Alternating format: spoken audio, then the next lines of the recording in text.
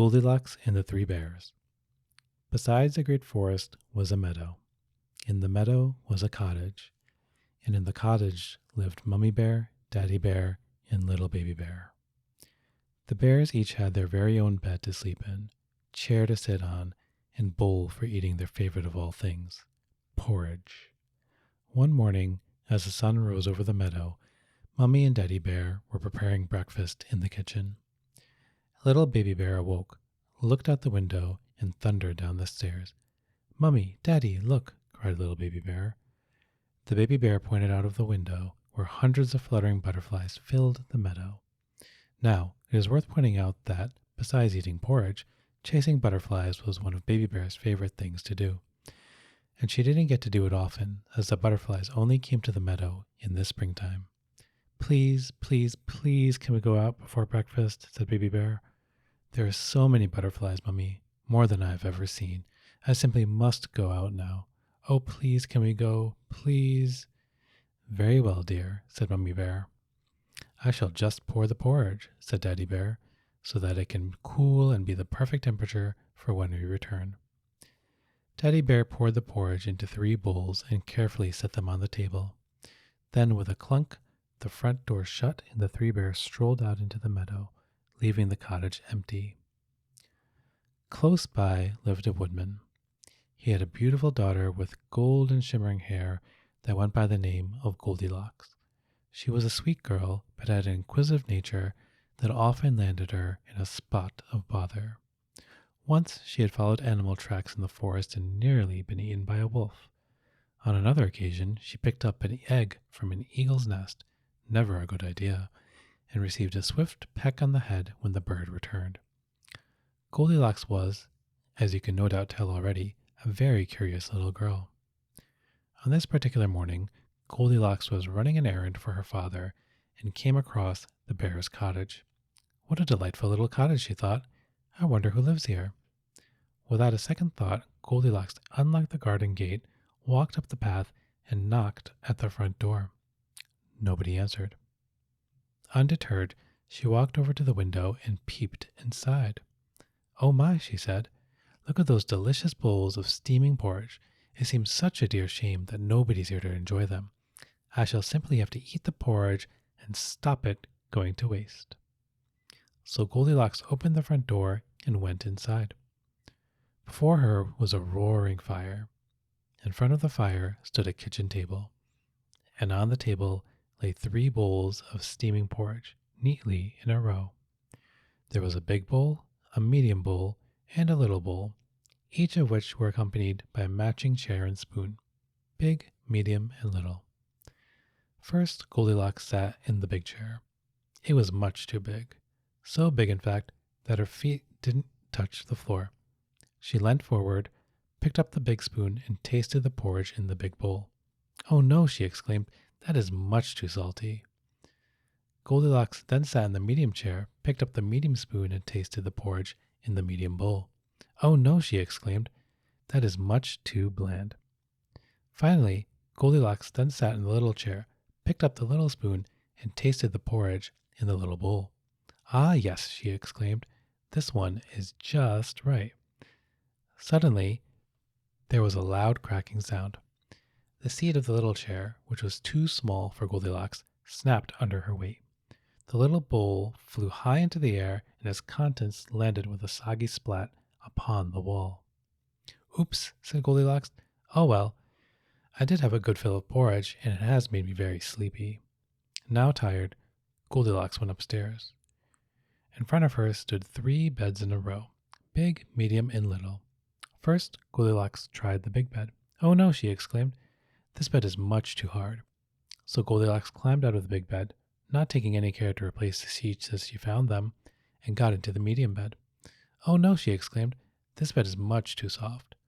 Goldilocks then climbed out of the medium bed, again leaving the sheets strewn every which way, and got into the little bed. "Ah, yes," she exclaimed, "this one is just right." With that, Goldilocks yawned, pulled the covers up over herself, and fell fast asleep. Around 20 minutes passed, and the 3 bears returned from their walk in the meadow. "Good golly," exclaimed Daddy Bear, "what in the blazes has been going on in here? And who has been eating my porridge?" He looked mightily angry. Mummy Bear walked up to the table, lifted up her bowl, and inspected it carefully. "And who has been eating my porridge?" she growled through her large and very sharp clenched teeth. "Mummy, Daddy, look!" cried little Baby Bear. "My chair is broken, my bowl is empty, and there is a great dollop of porridge on the wall." The three bears were incensed and set about the house at once to find the intruder. They inspected every inch of downstairs, looking for the clues, but they found nothing. "Follow me," whispered Daddy Bear, making his way quietly across the hallway and up the stairs. When he reached the top, he stopped and stared at their three, usually very tidy, beds. "Who has been lying in my bed?" roared Daddy Bear. Mummy Bear quickly stepped forward with a glimpse at her tumbled bedsheets and said, "And who has been lying in my bed?" Little Baby Bear looked at her bed, the very bed that Goldilocks was sleeping in. "Daddy," she whispered, "there is a little girl in my bed." "Aha," he replied triumphantly. "This must be the beastly intruder. I will gobble her up at once as punishment for her naughty disrespect." Goldilocks awoke with a start.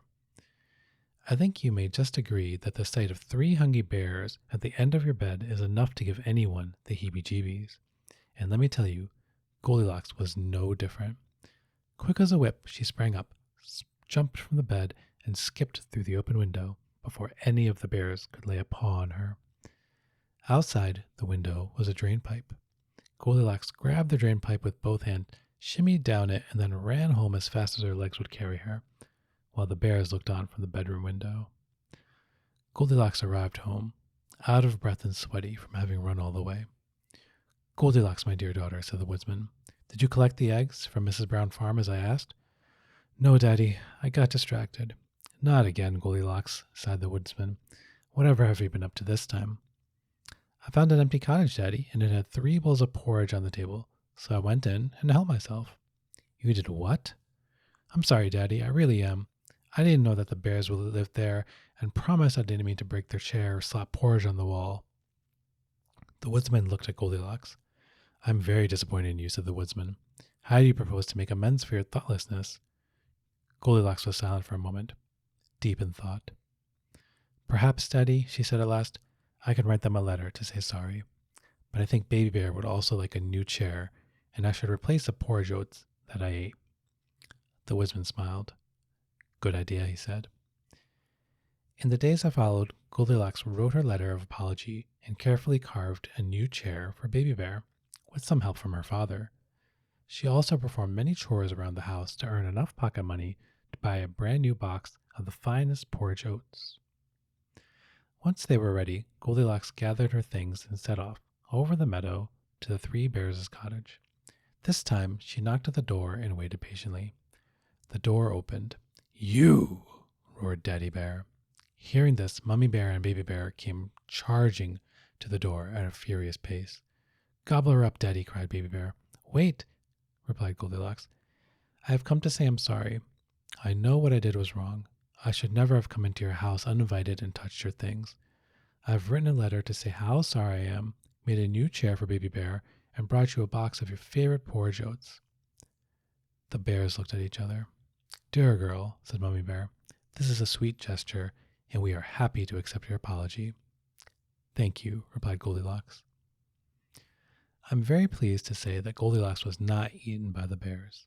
She had indeed learned her lesson, repented for her thoughtlessness, and from that day forward vowed to be kind and courteous to everyone she met.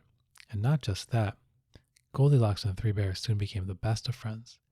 They enjoyed many a spring morning together, chasing butterflies, eating porridge, and, as the story goes, they all lived happily ever after. The end.